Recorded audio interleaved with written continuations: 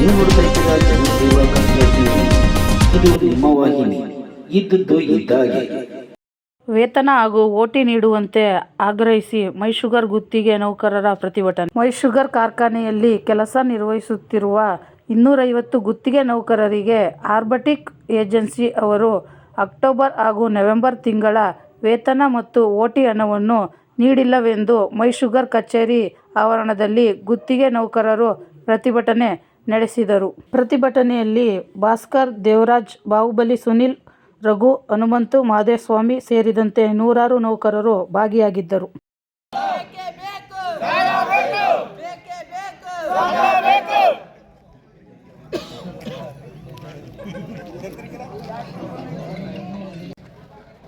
Problem ऐसा सच कुछ नहीं है, थोड़ा पेमेंट डिले हो गया है, वही हम 8 दिन से लगे हुए हैं पीछे, वही मैं एम्प्लॉइज़ को भी समझा रही हूँ, हो जाएगा, लेकिन कल शायद कुछ तो कोई तो CFO हैं, उन्होंने एम्प्लॉइज़ को बोल दिया कि नहीं, चेयरमैन ने रोकने को बोला है, इसकी वजह से ये थोड़ा सा अपसेट हो गए. रोकने को बोला है मीन्स पता नहीं कब होगा, 2 महीने की सैलरी नहीं हुई है लोगों की.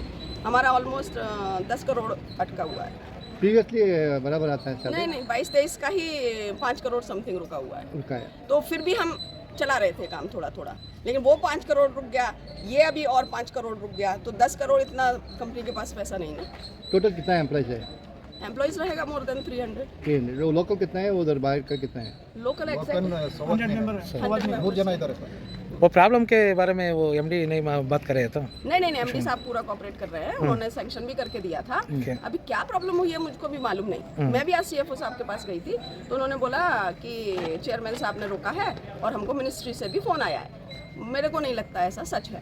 एडमिनिस्ट्रेटर क्या बता, चेयरमैन साहब ऐसा पेमेंट रोकेंगे या मिनिस्ट्री ऐसा पेमेंट रोकने के लिए मना करेगी, क्योंकि सभी को मैसूर शुगर चलाकर चाहिए और सभी खुश हैं चलने से. तो मुझे नहीं लगता वो लोग ये पेमेंट रोकेंगे. रीज़न क्या हुआ है आई डोंट नो, लेकिन पेमेंट नहीं हुआ. क्या नाम है आपका? नाम सुमन शर्मा, क्या डायरेक्टर हूँ company. MD director and shareholder in the company का नाम RB Technocrats and Reclaimers Private Limited. Okay. अभी बात किया एमडी को इधर शुगर फैक्ट्री? MD साहब से मेरी कल तक बात हो गई थी. Okay. बोल रहे थे कराता हूँ. उन्होंने मेरे सामने लेटर पर लिख कर भी दिया था कि 50% इनका एक बिल का 50% तब तक पेमेंट करा दो, फिर क्लीनिंग होने के बाद बाकी 50% करा दो.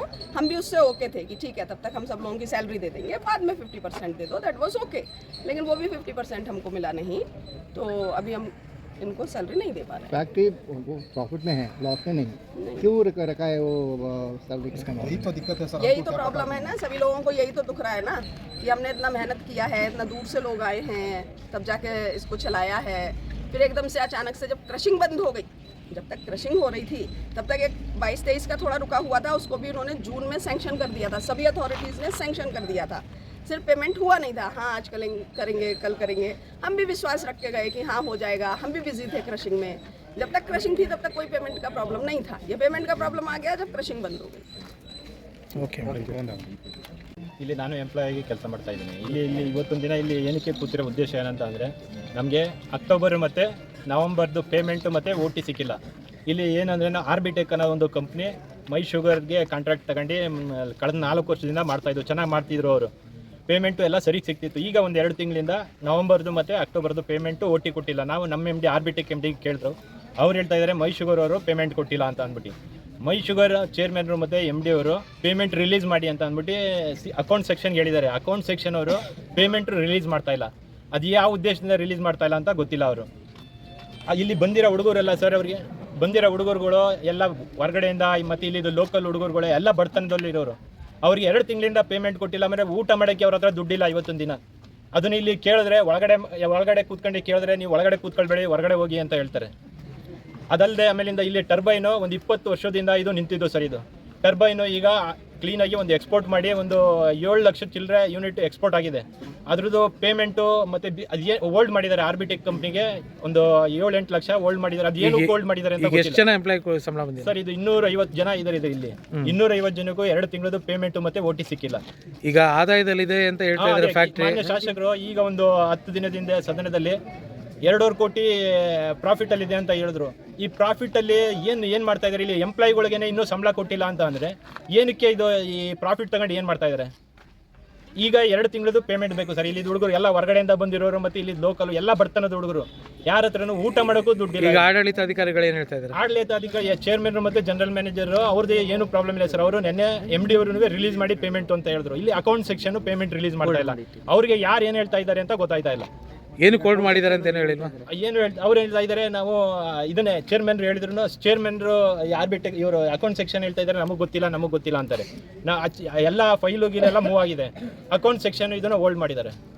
ಯಾವ ಕಾರಣಕ್ಕೆ ಅಂತ ಗೊತ್ತಾಯ್ತಾ ಇಲ್ಲ. ಓಕೆ. ತಿಂಗಳು ಕರೆಕ್ಟಾಗಿ ಕೊಡ್ತಾಯಿದ್ರು. ಮಧ್ಯ ಒಂದು ಸರಿ ಒಂದು 2 ತಿಂಗಳಿಗೆ 3 ತಿಂಗಳಿಗೆ ಹಿಂಗೆ ಕೊಡ್ತಿದ್ರು. ಬಟ್ ಇಷ್ಟೊಂದು ಲೇಟ್ ಮಾಡ್ತಿರ್ಲಿಲ್ಲ. ಬಂದಾಗ ಒಟ್ಟಿಗೆ ಹಾಕ್ಬಿಡ್ತಾಯಿದ್ರು ಸ್ಯಾಲ್ರಿನ. ಈ ಸರಿ ಎಲ್ಲ ಈಗ ಕ್ರಸಿಂಗ್ ಎಲ್ಲ ನಿಂತೋಗ್ತವಿಂದ ಈ ಸರಿ ಮಾತ್ರ 2 ತಿಂಗಳಿಂದ ಸಂಬಳ ಕೊಡ್ತಾ ಇಲ್ಲ. ಇವ್ರು ಕೇಳಿದ್ರೆ ಆರ್ಬಿಟಾಕ ನಾವು ಕಾಂಟ್ರಾಕ್ಟರ್ ಕಡೆಯಿಂದ ಕೆಲಸ ಮಾಡ್ತಾ ಇರೋದು. ಅವ್ರು ಕೇಳಿದ್ರೆ ಇವ್ರು ಹೇಳ್ತಾರೆ ನಮಗೆ ಮೈಸೂರವರು ಪೇಮೆಂಟ್ ಮಾಡಿಲ್ಲ, ಅದಕ್ಕೆ ನಮ್ಮ ಹತ್ರ ದುಡ್ಡಿಲ್ಲ ನಿಮಗೆ ಕೊಡೋಕ್ಕೆ ಅಂತ ಇವ್ರು ಹೇಳ್ತಾರೆ. ಹಂಗಾಗ್ಲಾಗಿ ಅವ್ರಿಗೆ ಪೇಮೆಂಟ್ ಮಾಡಿಲ್ಲ ಅಂತ ಕೊಟ್ಟವ್ರೆ. ಇವ್ರಿಬ್ಬರು ಮಾತಾಡಿದ್ರೆ ನಾವು ಕಾರ್ಮಿಕರು ದುಡ್ಡು ಇಲ್ದಾನೆ ಎಲ್ಲ ಪಾಪ ಹೊರಗಡೆಯಿಂದ ಬಂದಿರೋರು ನಮ್ಮ ಲೋಕಲ್ ಜನ ಎಲ್ಲ ಸೇರ್ಕೊಂಡು ಅವ್ರಿಗೇನು ಪೆಟ್ರೋಲ್ಗೂ ದುಡ್ಡು ಇಲ್ವೇನೋ ಅಷ್ಟು ಇಕ್ಕಟ್ಟಲ್ಲಿ ಹುಡುಗರು ಕೆಲಸ ಮಾಡ್ತಾರೆ. ಹೊರಗಡೆಯಿಂದ ಎಷ್ಟು ಜನ ಇದ್ದಾರೆ, ಲೋಕಲ್ ಎಷ್ಟು ಜನ ಇದ್ದಾರೆ? ನಮ್ಮ ಲೋಕಲ್ ಒಂದು 100 ಜನ ಇದ್ದೀವಿ. ಹೊರಗಡೆ ಒಂದು ಅವರು 150 ಜನ ಇದ್ದಾರೆ. ಎಲ್ಲ ಕಡೆಯಿಂದಲೂ ಇದ್ದಾರೆ. ಅವರು 150 ಜನ ಇದ್ದಾರೆ. ಅವ್ರು 150 ಜನ ಇದ್ದಾರೆ. ನೀವು ಲೋಕಲ್ 100 ಜನ ಇದ್ದಾರೆ.